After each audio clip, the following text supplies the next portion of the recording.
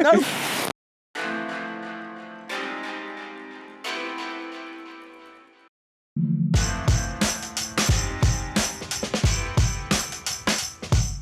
Now, Paul, when you invited me out today, you promised me hundreds of horsepower in a couple of modern supercars. These are not supercars. They're not supercars, but they've got lots and lots of horsepower. Over 1,000 combined horsepower between the two cars. And they're sports cars, they're sports utility vehicles. I suppose in a way, they are the supercar SUVs, and this is what people are buying more than real supercars. Well, SUVs are real talking points at the moment. Everybody's getting into the market, as you very well know. And these cars are very similar, Tiff. They've both got V8s, they've both got twin turbo V8s. They're both from Germany, they've both got a top speed of 155 miles an hour. But there's a big difference between these two cars, which is... Oh, that's a diesel. It is a diesel. Which means I'll have to drive the Mercedes because I can't be seen in the dirty diesel. You'll be amazed at this because of the Euro 6 emissions. Oh, yes. Yeah, the new standards. This is a very, very clean diesel engine, as they all have to be now because of the new emissions I have to admit, I do feel a bit guilty hammering diesels because they've changed. I mean, they're completely clean now. Yeah. And yet still that image of all the disasters means people aren't buying them. Honestly, I can't tell you how impressed I am with this car. I've driven it a lot and it's quiet. It's not quiet, it's a diesel. I'll have to drive. Look, start up your diesel. It'll go clack, clack, clack, clack. You're going to eat those Black words. Smoke will pour out of the exhausts.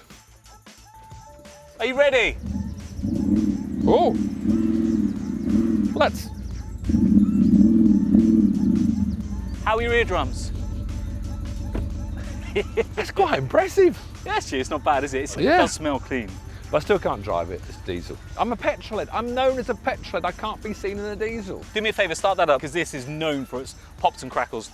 Listen to this, look. This is proper sound. Now that sounds like a proper engine. Sounds exactly the same. I'll tell you what I do like with Mercedes though, is this little reverse drive, little gear lever. Some people don't like that, but it's just such a simple way of doing it. Where are you going? Well, I don't want to drive into your Audi. Where are you going?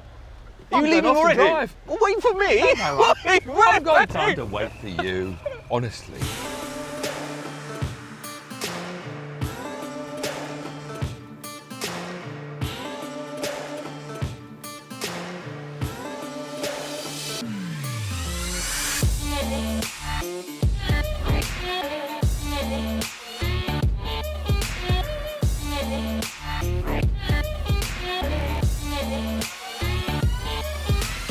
Well, Tiff's not hanging about, is he? My goodness.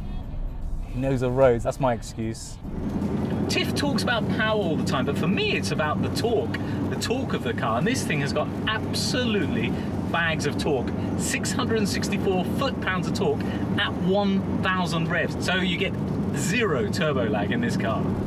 Right, let's start with the basics. 577 horsepower, 561 pounds-feet of torque. What more could anyone want? I'm sure Paul will be banging on about how he's got more torque than the Mercedes, he doesn't need power.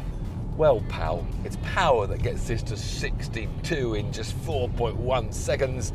I don't care how much torque you've got, you're nearly a second slower to 62.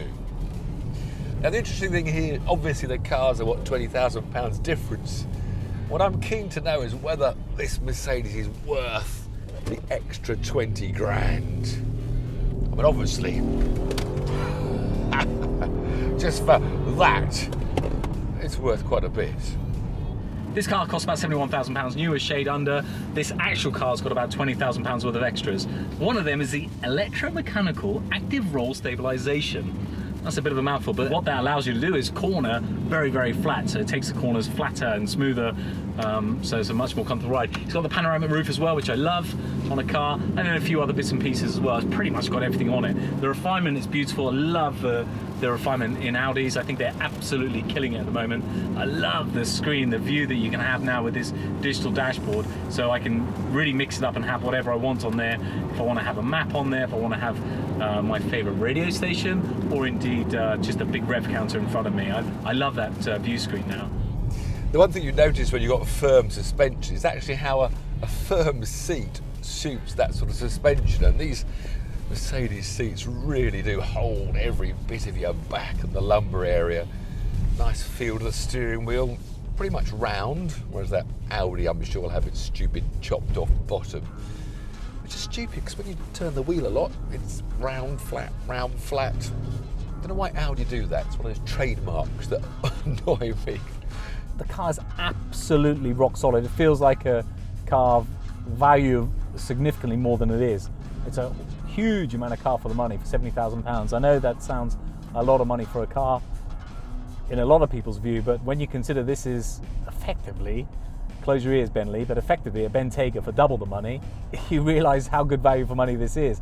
The only thing you got to live with yourself is, can I handle diesel? But you know, you would never, ever think of this as a diesel car. It doesn't sound like a diesel, doesn't smell like a diesel, and it certainly doesn't perform like a diesel. The more I drive this Mercedes, it's this funny feeling between the performance underneath with sports suspension and firm through the potholes and ruts and cornering fast and accelerating. Then this rather nice, calm interior. I know it's got a flashy carbon fibre. It's actually a very relaxing car to sit in, and sometimes I feel I want even softer suspension to enjoy a more comfortable, pleasant ride. So many of these cars have all the sports pluses. They don't have a comfort plus. If you only could have one car to live with for the rest of your life, you could go a lot worse than choosing this. You got a huge boot, you got bags of power, you're high up, you got every single gizmo and electronic drive range you could ever wish for. It's an incredibly, incredibly good car. So much so, I'm going to get Tiff to have a go in it. Tiff, I don't know how you're getting on in that, but you really have to have a go in this car. It's Paul. It's a diesel. I've told him it's a diesel. It's a diesel. It's a diesel. It's a diesel. But Tiff, how can you make an opinion without even driving it? You wouldn't even know it's a diesel. Trust me, you have to drive it. Even if it's just for 1 mile, I think you'd be really impressed with this car. Well, I know it smells nice. I'm impressed so far, but I can't believe it's better to drive than this Merc. The Merc looks great. You know, it kind of suits your very young, exuberant lifestyle. But this to me just ticks every single box. You've got to try it. But how well does it cope with the off-road? Look, here's me up ahead. Look, I've been around here before. Look, I'm going to go off-road here. And here we go. Look how well the Mercedes handles off-road. That's not off-road, that's driving through a puddle in style. Yes, but did your Audi, did it cope all right with that deep water? You still have to try this car on these roads, please, for me. All right. I'll try the car if you insist. I'll try it.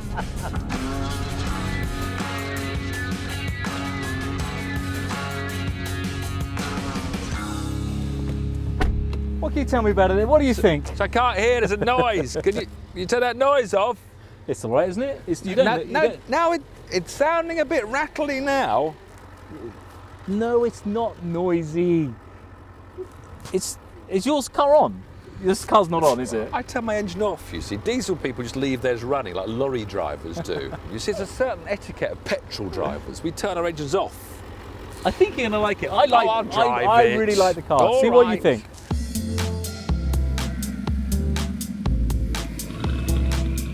I don't know what Paul does for seating positions, but I'm like sitting on top of a step ladder here. Oh, yeah, he is a bit small, isn't he? Yeah, sorry, Paul. And I don't know what he's doing here. The whole dashboard is a sat-nav. Now, I've never seen that before. You can't drive like that with a dashboard full of a map, especially as it's got it directional. I always have my north facing because I was a Boy Scout. Oh, I'll have to radio in. I can't work this out. Paul, you've got a map for a dashboard. I've got no speed, I don't know what I'm doing. I'm trying to follow a map as a dashboard. That's ridiculous. How do I get rid of that? Okay, so on the steering wheel control, there's a button called View. If you press View and then arrow left or right, you've got a whole host of different views you can have.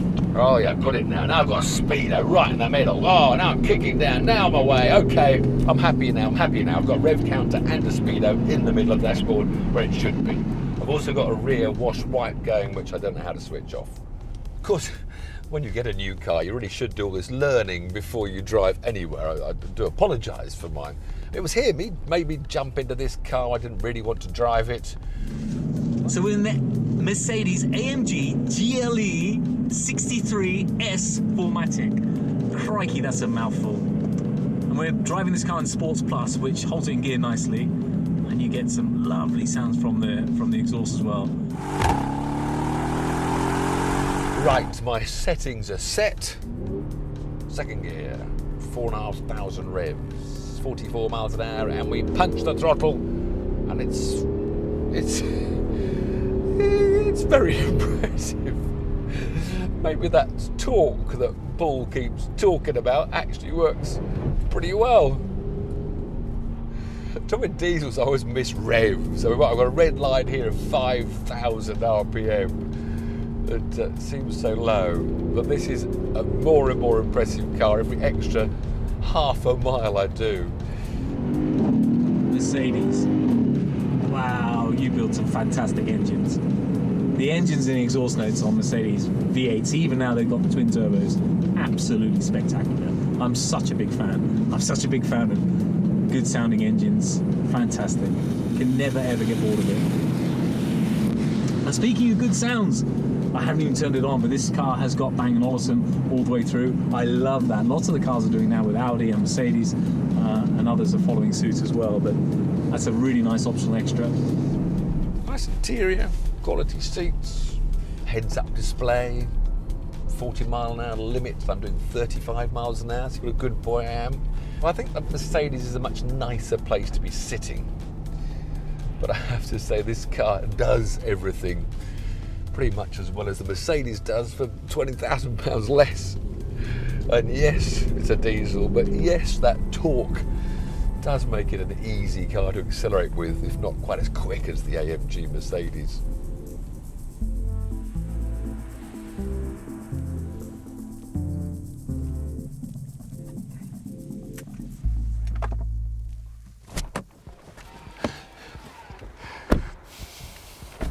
So what did you think, Mr. Needell?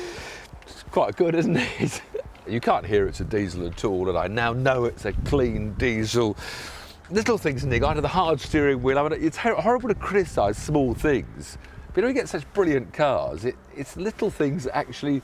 I mean, I don't like these wing mirrors. You could probably paint them or something, and I don't like the steering wheel slightly. I do like the interior of the Mercedes-AMG. I mean, that cockpit section with the carbon fibre, it's pretty spectacular. But this is more space age, the cockpit. The digital dashboard and the big displays and everything. Yeah, but fussy to get used to. The trouble is when you test a car shortly, you can criticise, where's the sat-nav and where's the settings.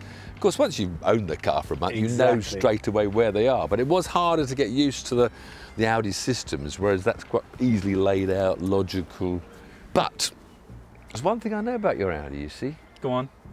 You've got that battery system, 48 volt. Certainly. Whereas the Mercedes has a voluminous boot. Look, and it's a nice loads of space. And best of all, look, under here, look, you see?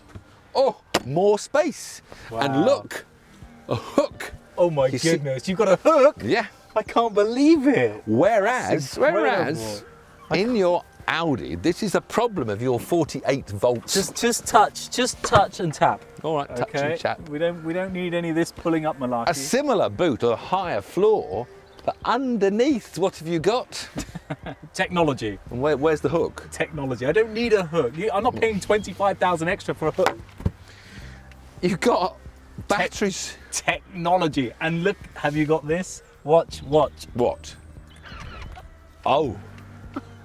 Lo and behold, 2 more seats. As easy as that. Look at that. Oh no, that's a game changer. Now I don't know what to do. That's pretty cool, isn't it? Who needs a hook when you've got rear seats like that? That is actually pretty cool, isn't it? That's brilliant. And 7 seats are so important when you take the kids out for parties, cinema trips. And then, as simple as it was to admit. put it up, it's as simple to put it down. Is it as simple to put your bit of cardboard back in? Let me know, so you finished the assembly. It's not a bit of cardboard. Look at that. It's a beautiful piece of felt, finished beautifully. Voila. No, voila. No, voila. I saw that. Come on. It didn't fit that at all. I'll unhook you and let's go. What do you think? Summary? clean diesel engine, does more miles to the gallon, I should be buying the Audi. But I'm a petrol head, Paul. I'm sorry.